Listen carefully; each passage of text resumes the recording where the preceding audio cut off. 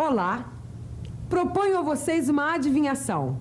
O que é que hoje se lê e amanhã não se quer ler mais? O jornal, é claro. A leitura diária do jornal informa muito, mas é transitória. Quer dizer, a notícia de hoje não serve mais amanhã, porque a de amanhã já é outra. O conteúdo está sempre se renovando. O que você faz com essa pilha de jornais velhos? Estou guardando as ofertas de videogame dos classificados há 6 meses. Quando tiver dinheiro para comprar um, posso escolher entre várias opções. É impressionante. O anúncio de hoje não serve para o futuro. As matérias do jornal nascem e envelhecem rapidamente. A linguagem do jornal procura ser simples e direta para que todos possam compreender também rapidamente a informação que se quer veicular. Vocês sabem que tipos de texto aparecem no jornal? Entrevistas. Reportagens. Críticas. Principalmente anúncios. Tem crônicas. Crônicas! Muitos escritores da nossa literatura escrevem crônicas para jornal. Alguns ficaram famosos por isso. Em geral, as pessoas não têm muito tempo de manhã. Tomam um café rápido e saem correndo para o trabalho. O cronista escreve sobre a atualidade, despertando o interesse no leitor apressado. O cronista de jornal é como o cigano, que toda noite arma sua tenda e pela manhã a desmancha e vai. Essas foram as palavras de um dos nossos maiores cronistas, Rubem Braga. Ele compara o caráter passageiro das crônicas com a vida em constante mudança dos ciganos. Crônicas são pequenos textos de jornais ou revistas que geralmente narram episódios ou relatam impressões do escritor sobre os mais variados assuntos. O cronista é o escrivão do cotidiano. Através dele, o real é recriado. Quem não gosta de ler uma boa crônica? Fernando Sabino. João Baldo.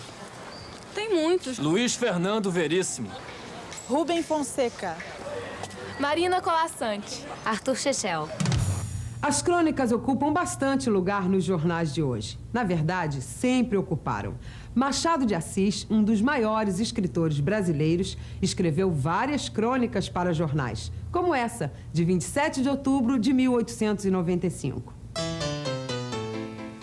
Conversávamos alguns amigos à volta de uma mesa. Eram 5 horas da tarde bebendo chá. Cito a hora e o chá para que se compreenda bem a elegância dos costumes e das pessoas. Suponho que os ingleses é que inventaram esse uso. Os franceses imitaram os ingleses. Nós estávamos vendo se, imitando os franceses, há de haver alguém que nos imite. Com sua fina ironia, Machado de Assis criticava hábitos da nossa sociedade. Nas crônicas, comentava acontecimentos alegres e tristes da semana, a morte de amigos e de pessoas públicas, as guerras, a política, a economia e os hábitos do momento. Grandes escritores fazem crônicas que sobrevivem ao tempo e que continuam a despertar interesses de leitores anos mais tarde. A qualidade faz com que os textos permaneçam como obras literárias. As boas crônicas são reunidas em coletâneas e editadas em livros. Carlos Drummond de Andrade, Paulo Mendes Campos, Rubem Braga, Fernando Sabino e muitos outros escreveram crônicas que foram editadas em livros. Cada um tem seu estilo. Alguns escrevem crônicas poéticas, como fez Carlos Drummond de Andrade. Nascido em Itabira, Minas Gerais, mas morador de Copacabana, ele escreveu várias crônicas sobre a vida carioca. Numa delas, A Descoberta do Mar, Drummond comenta a emoção de descobrir-se o mar. Quem nasceu ao pé do mar não percebe essas coisas. O mar é seu irmão e ele costuma passar indiferente ao longo da praia. Como fazem, irmãos, de tanto se habituarem à convivência? Quantas pessoas vão do Leblon ao centro sem olhar?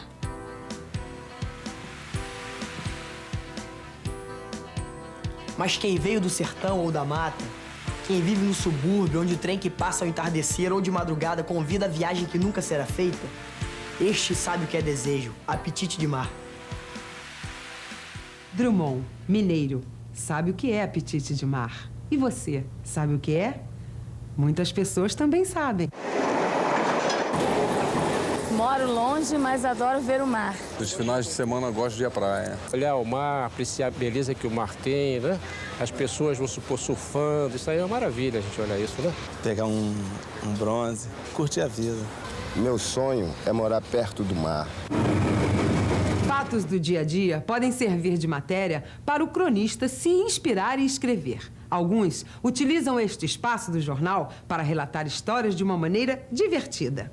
Sérgio Porto, por exemplo, via os fatos do cotidiano com muito humor. Sob o pseudônimo de Stanislau Ponte Preta, escrevia crônicas engraçadas que comentavam alguns aspectos da vida, como o medo que algumas pessoas têm de avião. No texto, A Estranha Passageira.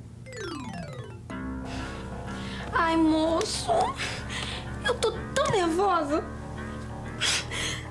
É a minha primeira vez, sabe? Tenho 0 hora de voo. E pra que serve esse saquinho? É para ser usado em caso de necessidade. Uai, avião não tem banheiro não, é? E quem é essa tal de emergência que tem uma porta só pra ela? Emergência não é uma pessoa, é...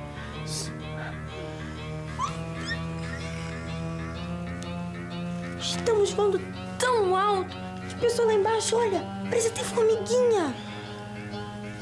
Minha senhora, aquilo são formigas mesmo. O avião ainda não levantou voo. Viram? A crônica A Estranha Passageira de Stanislau Ponte Preta é quase uma pequena piada sobre o medo comum e nada divertido de viajar de avião. Alguma pergunta até aqui? Tenho uma dúvida. A crônica do Stanislau é tão diferente das crônicas de Drummond e de Machado de Assis. Pode isso? Pode sim. Por isso, existem crônicas tão diferentes como as de Drummond, Machado e Stanislau Ponte Preta. Novos nomes estão sempre aparecendo no mundo da crônica. É só abrirmos os jornais para descobrirmos gente escrevendo sobre variados assuntos. Política, lazer, esporte, culinária. De maneiras diversas, de acordo com a visão de cada um dos escritores, as crônicas vão deixar marcados os fatos da nossa história.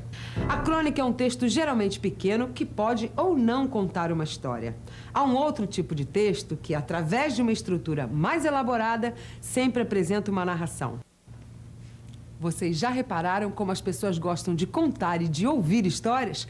Todo mundo tem sempre um caos para contar e encontra sempre um ouvido. O que aconteceu com o Curioso? Não. O prazer de ouvir histórias é tão grande que uma jovem chamada Sherazade conseguiu salvar sua vida através das que contava ao rei.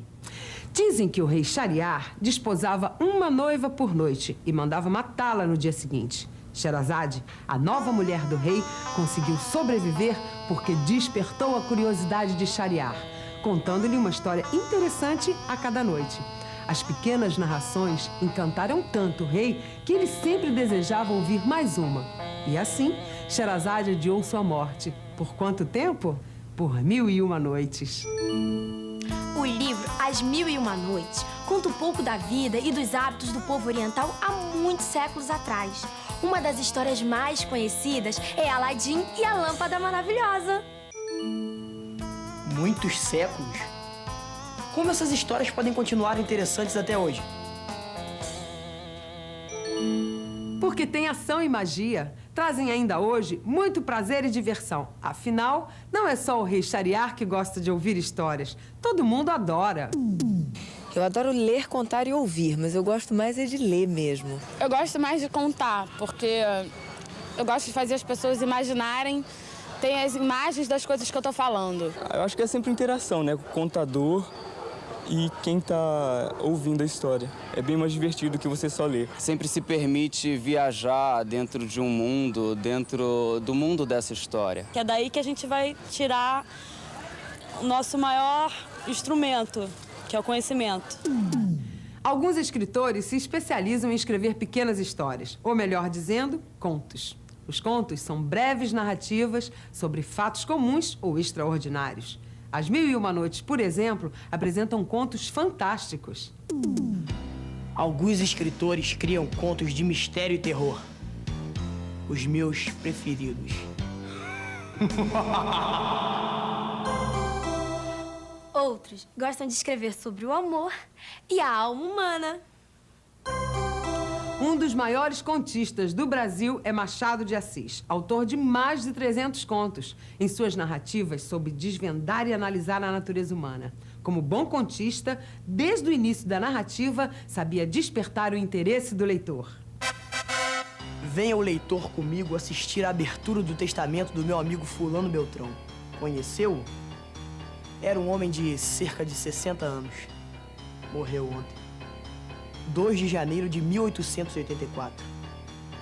Caiu na véspera de finados e ao fim de 2 meses e poucos dias, a morte o levou. Confesso que estou curioso de ouvir o testamento. Eu também. E vocês? Ah, mas para conhecer o testamento do senhor Fulano Beltrão, personagem da imaginação de Machado de Assis, vocês terão que ler o conto que se chama Fulano. Porque eu não conto este segredo. Afinal, quem conta um conto aumenta sempre um ponto. Contos são retratos da imaginação do contista.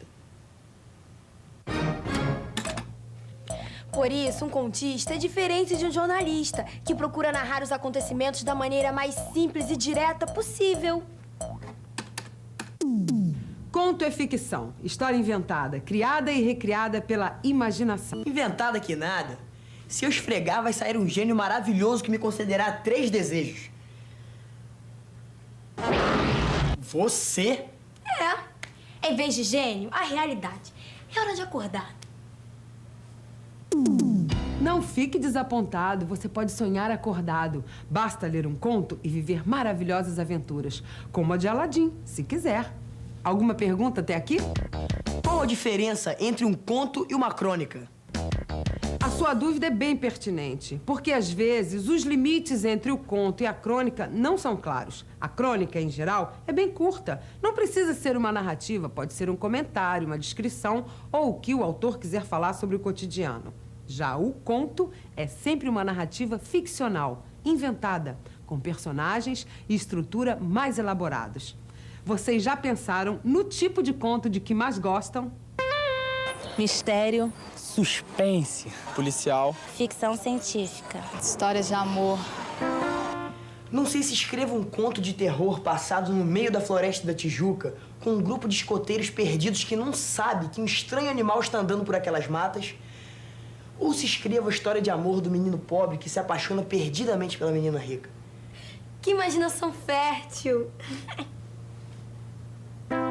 Escrever histórias requer imaginação. Mas imaginação não é apenas um dom que poucas pessoas têm.